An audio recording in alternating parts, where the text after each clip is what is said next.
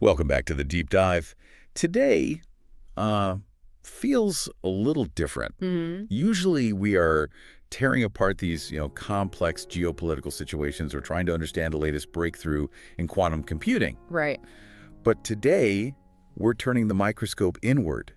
We're looking at personal growth, self-improvement, and specifically how to actually pull that off in the landscape of 2026. Which is a landscape that feels, significantly more chaotic than it did even 5 years ago. Oh, absolutely. Yeah. Think about it. We have AI assistants managing our schedules, algorithms curating our entire reality, and the sheer velocity of information is it's suffocating. It is. And then, in the middle of all that noise, you have this pressure to optimize yourself. Right. The optimization trap. Exactly. It feels like if you aren't waking up at 4 a.m. to take an ice bath, journal for an hour, and drink some sludge that costs $50 a scoop, you're failing. You're behind. Yeah. It feels expensive. It takes forever. And honestly, it's exhausting just thinking about it. It is. And that's actually why I wanted to bring this specific source to the table today. We're looking at a text called Blueprint for Betterment, 10 Steps to a New You. Okay. Now, I know the title sounds a little bit like a generic self-help pamphlet you'd find in a dentist's waiting room. I was going to say, it sounds a little fluffy. It does. But once you get past the title, the philosophy inside is surprisingly countercultural for 2026.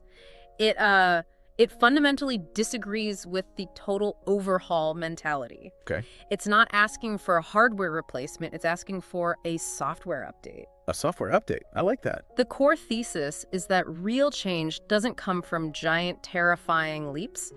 It comes from micro habits. Small things. Tiny things. The text explicitly focuses on actionable steps that don't overwhelm you. It prioritizes sustainability over intensity. There was a line in the intro that actually made me laugh. Yeah. It literally invites you to grab a cup of tea, put your headphones on, and just listen. Right. That low barrier to entry. That is my love language. It's not asking me to join a boot camp. It's asking me to take a breath. And that structural approach is so vital. It's not about perfection. The source makes a huge point of distinguishing progress from perfection. Okay. So as we walk through these steps, I want to frame this not as a to-do list, but as a way to kind of rebuild your operating system. Okay, let's get into the OS then. So the source organizes these tips into a few buckets, but everything starts with the headspace, the mindset. And the first tip is, start your day with intention. Now pause, because this sounds like the kind of thing that looks great in an Instagram post, but doesn't actually mean anything. What are we actually talking about here? We are talking about battling decision fatigue. Think about how you usually start the day. The alarm goes off. What's the first thing you do? I grab my phone, obviously. I check the notifications, see what disasters happened while I was asleep, check the weather. Right. So before your feet even hit the floor, you are in reaction mode. You are letting the world dictate your cortisol level. Wow. Your brain is already burning through its limited supply of decision-making energy, just processing other people's priorities. So I'm starting the day in a deficit. Exactly. Tip 1 suggests flipping that. You set one clear goal for the day. And here is the nuance. It doesn't have to be launch a startup. Right. The source says it can be as small as finish that task you've been putting off. So like cleaning the garage. Right. Or finally sending that email I've been dreading. Precisely. From a neurological perspective, this is all about dopamine. If you define a target and you hit it, you get a reward response. Okay. The text calls it momentum, but biologically, it's a dopamine loop. You're proving to yourself that you have agency. You aren't just a cork bobbing in the ocean. You have a rudder.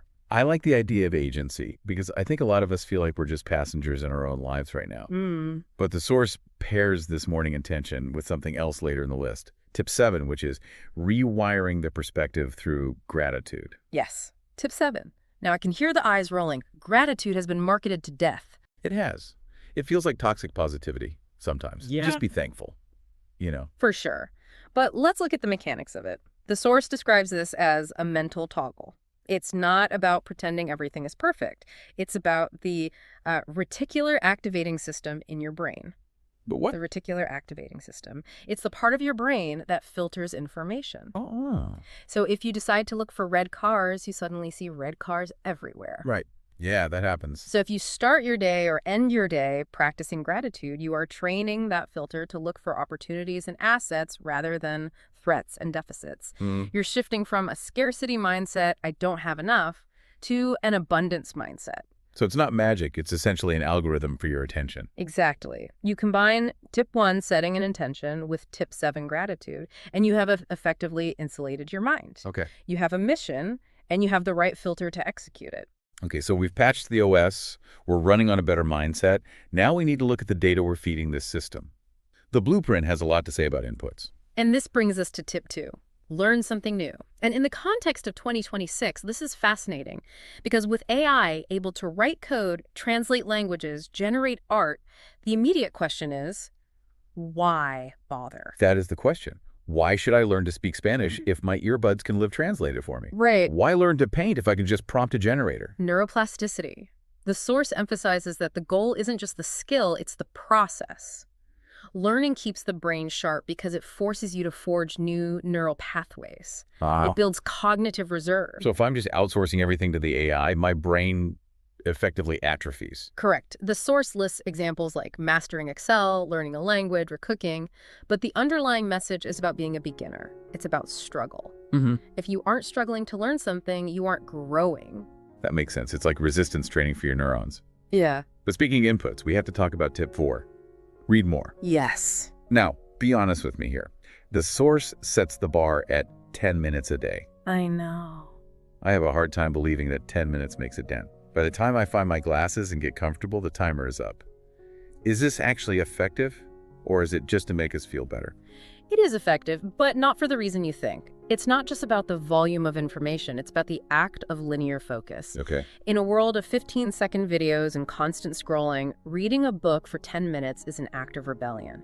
It forces your brain into a state of deep work versus shallow work. So it's basically attention span training. It is. And the source notes that knowledge is power, which is true, but the hidden benefit is the ability to focus on one single narrative for a sustained period. Right. Whether it's a book, an article, or a transcript like this one, you are retraining your focus. Which is becoming a rare superpower these days. But there's another input that I think is even harder to control than the media we consume. It's the people. Tip 8 says, surround yourself with positive people. Environmental design. Yeah. The source puts it so bluntly, your environment shapes you. How so? We have mirror neurons. We biologically mimic the people around us. So if your circle is cynical, anxious, or defeated, it is metabolically expensive for you to try and be optimistic. You're swimming upstream. You are. The source advises you to find people who inspire, challenge, and push you. But in 2026, this segues into the hardest tip in the entire book. Cool. Tip 5. Eliminating negatives. Yeah. Or as I like to call it, the digital detox. This is the one everyone struggles with. The source calls out social media, endless scrolling, constant notifications. But it's deeper than just put the phone down, isn't it? Because our work is on the phone, our family is on the phone. It is, but think about the concept of continuous partial attention. If you are trying to read your 10 minutes or talk to your positive friends, but you have notifications pinging every 45 seconds. You're constantly context switching. Yes. The source promises that if you cut out what doesn't serve you, you'll be amazed how much you can accomplish. It's the opportunity cost. We complain we don't have 10 minutes to read, but we have 45 minutes to doom scroll threads about people arguing over things that don't matter. Precisely. We are leaking energy. So if we fix the mindset and we curate the inputs, we have to talk about the hardware, the body. This is tip 3. Move your body. And again, I need you to sell me on this. Because when I hear exercise, I think of that gym membership I pay for and never use. Right. I think of vanity. And that is exactly where people fail. The source explicitly states, this isn't about looking good. It's not about abs. It's about feeling good. Okay, but how? What is actually happening? BDNF, brain-derived neurotrophic factor. You're throwing big acronyms at me again. Think of it as miracle grow for your brain. When you elevate your heart rate, your body releases this protein that repairs brain cells and improves cognitive function. Okay. And the source says a 15-minute daily walk is sufficient. 15 minutes. 15 minutes. That is the minimum effective dose to get that neurochemical release. It boosts energy, focus, and mood. So you aren't walking to fit into a smaller pair of jeans. You're walking so you don't have brain fog at 2:00 p.m. See, that I can get behind. I don't care about the jeans, but I do care about the brain fog. It's structural maintenance. And to keep that structure holding up, you need a plan. Which brings us to tip 6. Set goals and track progress. Write it down. Why does the physical act of writing it down matter? Why can't I just keep it in my head? Because of something called the Zeigarnik effect. Another one. You're on fire today. The Zeigarnik effect states that our brains hold on to unfinished tasks. They loop in the background, using up RAM. Oh, wow. When you write a goal down and track it, you are offloading that mental burden. You're telling your brain, I have this handled. It closes the tab in your brain browser. Exactly. And the source emphasizes celebrating wins no matter how small. This links back to that dopamine loop we started with. If you wait until you lose 50 pounds or read 50 books to celebrate, you will quit. You have to celebrate the 15-minute walk. You have to celebrate the 10 pages read. But there's one final piece of hardware maintenance that I think we are all terrible at, especially in this hustle culture. Tip 9. Take breaks and rest. This is non-negotiable. The source says self-improvement isn't about burning out. But I feel like if I'm resting, I'm falling behind. The AI isn't resting, the algorithms aren't sleeping. But you are biological, you are not digital. The source explains that the brain needs time to recharge. But more importantly, there is something called the default mode network. Okay. When you aren't focusing on a task, when you're just staring at a window or taking a shower, your brain is actually working incredibly hard connecting disparate ideas. That's why you get your best ideas in the shower. Yes. If you never rest, you never activate that network. You're just processing inputs, never synthesizing them. Rest is not the opposite of work. It is an essential part of the performance. Okay, so let's look at the full picture here. We have the mindset, intention, and gratitude. We have the inputs, learning, rating, and environment. We have the hardware, movement, tracking, and rest. It sounds like a perfect system. It is a solid system. But knowing the system isn't the same as running this system. And this brings us to the final and honestly the most annoying tip. Tip 10, start today, not tomorrow. The procrastination killer. Look, I am the king of I'll start Monday.